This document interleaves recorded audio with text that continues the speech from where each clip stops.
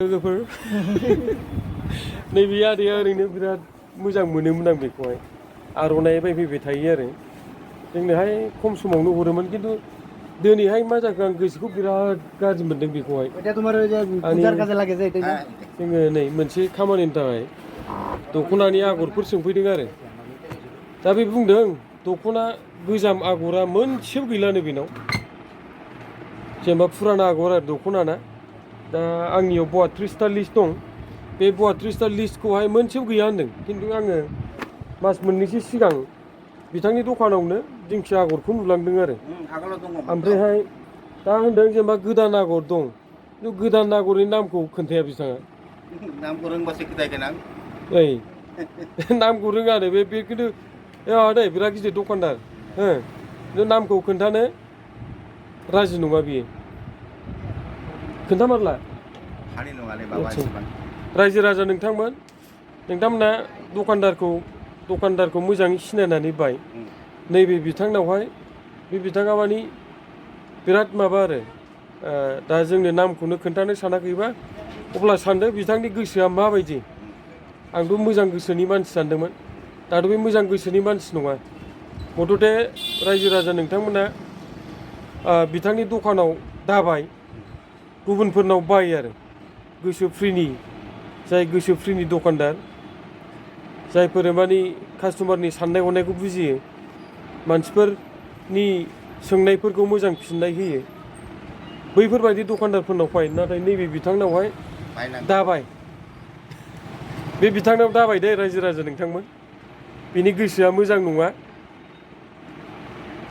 बेखौहाय आं दिनै मोजां बुजिबाय आरो खिन्थु आं भुल खालामबाय आं बिनि दखानाव मथथे दिनैसिम 10 बारसो फैनानै गामसा आरो आर'नाइ बायखांबाय आरो खिन्थु दिनैहाय बुजिबाय बिथांनि गोसोआ मोजां नङा नामखौ आं मिथिया दे खिन्थु बे क'क्राझार नोगोरनिनो बे बाजार गिदिरसिं थांग्रा खाथियाव आरो स्टेट बेंक खाथियाव नोंथांमोना हयथ' सिनायखायो जानो हागौ खारन बिथाङा मोनसे बिराद गिदिर दखान दं बिथांना देरसिन जानांगौ खिन्थु बिथांनि गोसोआ गाज्रि दै रायजो राजा नोंथांमोन बिथाङा गावनि दखानाव मा फानो बेखौनो खोन्थानो गोसो गैया नाय जेनेबा बै मा दख'ना बे दा देखायनो राजि नङा बै दख'नाया मा आगरनि बे दा खोन्थानो राजि नङा बै आर'नाइयाव मा आगर दं बेखौ बे बिथाङा खोन्थानो गोसो गैया ओमफ्राय गोजाम आगर मोनसेबो गैया होनदों बैफोर मा बै आं जाय दखानाव दङ जेनेबा आंनो खोन्थादोंमोन जे गोजाम आगरनि दख'ना गैला होननानै गोजाम आगरनि आर'नाइबो गैला होनना माबादोंमोन आरो जायनि थाखाय आं बिराद दुखु मोनदों खारन आर'नाइयावहाय जों माने बांसिन मोननै रोखोमनि आगरखौ मोनो हाजो आगर आरो मोनसेया मामोनलाय बन्दुराम आगर दा नै बिथां दखानाव मावग्रायानो बुंफादों दा जोंनि लिस्ट मथे जोंनावथ' दंखायो ओमफ्रायहाय बे आं दा मोखांखौ देखायथ'ला बेनिखौ हयथ' नोंथांमोना मिथिखागोन नै बे बिथाङा होनदों माने गोजाम आगर दख'ना बेनाव गैला होननानै खिन्थु जों नायबाय नैबे हाजो आगरखौ गोजाम आगर नङा होनना बुंबाय बे ओमफ्राय नैबे एसे गोजौसिनिखौ नायबाय खासि हाथाइ आगर बेयो खासि हाथाइ आगर खालि बेयाव मा खालामदों हाजो आगरजों खासि हाथाइजों ज' खालामदों ओमफ्राय खासि हाथाइयाबो गोजाम आगर हाजो आगराबो गोजाम आगर नैबे मावजि आगानाबो गोजाम आगर खिन्थु बेखौबो बिथाङा गोदान आगर होनना बुंबाय ओमफ्राय नै मावजि आगाननि बे गोजौआवहाय हाजो आगर एरफादों आरो हाजो आगर दा बे हाजो आगर मावजि आगान नोंथांमोना नायनो हागोन नैबे दंजोबो बेबो नायनि फारौ मेगन दावराइ मोख्रेब फुल मोब्ला दाउसा मोख्रेब मावजि आगान दिंखिया महर मामोन बे गांगु गद' आरो माबे सिंग्रि बिबार बैग्रि बिबार गंगार थाइसिब थाइगिर बिबार गान्दौला आगर खुसि देन्था मुफुर आफा लावसं आगर मकरदाङा आगर, बन्दुराम आगर, आगर गिदिर, आगर गुबैबो होनो, गरखा गंब्रै आगर, नै बाव दंजोबो आरो गासिबो दंजोबो। ओमफ्रायहाय बेयाव गोनां नै बे आदाया जायखौहाय गोदान दख'ना होनदों बे गासिबावबो गोजाम आगरजोब। होमबा बबेखौ गोदान आं बुजिनो मोनाखिसै आरो। ओमफ्राय बिथांखौ बुजायनो नागिरदोंमोन होमबाबो बिथाङा बुजिनो नाजाया आरो। दा गावनावनो सोंबाय, गावथ' होनदों आगरफोरखौ मिथिया। ओमफ्राय गाव होनदों सिगाङावबो जोंनि आगोलनि आगरफोरजों दाजानाय दख'नाफोरखौ फानोमोन। दा सिगाङाव फाननाय दा फाननाय बे सिनायनो हायाखिसै आरो।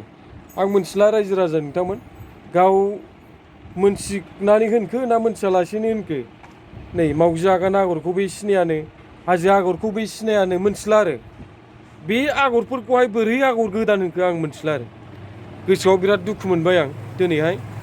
खारन जोंनि बे गोदोनि जोंनि बर' आइजोफोरा मिथिंगाफोरखौ नायनानै माने बुंनो थाङोब्ला गावसिनि सिमांफोरखौ सि महराव खुन्दुं थुरै थुरै सि दायै दायै बेरखांहोदों। दा बे गोदोनिफ्राय जे बिदि बेरखांहोबोनाय दिनै मा लाब जाखो? सासे बे एखे दख'नाखौ फानग्रा मानसियानो जाय दख'नाखौ फाननानै गाव गावनि न'खर दायो आरो बिथांजों लोगोसे अनेक मानसि दंखायो दखानाव, जेनेबा बिथांनि थाखाय खामानि मावनो मोनो। दा मथथे बिथाङाबो फैसा खामायदों आरो बिथाङाबो गाव खामायनायजों लोगोसे गोबां मानसिफोरखौ लाफानानै फैसा खामायहोफादों आरो।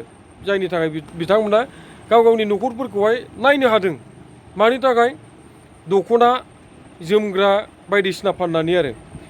दा मथथे आं बिराद दुखु मोनदों, खारन जोंनि गोदोनिफ्राय सोलिबोबाय थानाय आगरफोरखौहाय आगर गोदान होननानै बुंदों आरो। बिराद दुखुनांथाव। आं सानदों बियो माने गासै बर' आइजोफोरखौ, गासै बर' हारिफोरखौहाय लाजि फोनांनाय जादों। आं बिराद दुखु मोनबाय, बिराद साननो गोनां। खारन जोंनि बोसोर बोसोर हाजार हाजार बोसोर बे सोरजिबोनाय बुस्थुखौहाय दिनै सनमान होआ जादों। बेबो क'क्राझार बायदियाव दिनै बर' दख'नानि गोदोनि आगरफोरखौ सनमान होयै, बर'नि आगर नङै होननाय, बियो बिराद दुखुनांथाव। दस्रा बायदि जेनेबा एकदम माखासे थाबोनाय साग्लोबजानाय बर' गामिफ्राव बिदि बुंजानायबा मोनसे खोथामोन। खिन्थु दिनै बियो बड'लेण्ड टेरिटरियेल काउन्सिलनि बा बड'लेण्ड टेरिटरियेल रिजननि बे केपिटेल जाय टेरिटरियेल काउन्सिलखौहाय जोङो हाजार हाजार मानसिफोर जिउ माने मा होनो थैनायनि उनाव मोनदों। हाजार हाजार जेलाव जानायनि बर' मानसिफोर जेलाव जानायनि उनाव मोनदों। दा दिनै बेफोरबायदि जायगायावहाय जोंनि बर'नि आगर, बर'नि सोरजिनाय मोनसे गाननाय जोमनाय, माखासे गाननाय जोमनायफोरनि आगरफोरखौहाय बर'नि आगर नङा बिदिथ' होनाखिसै दे, खिन्थु सोलिखानाय आगरफोरखौहाय जे बे गोदोनि आगर नङा होननाया बिराद दुखुनांथाव, बिराद दुखुनांथावलै।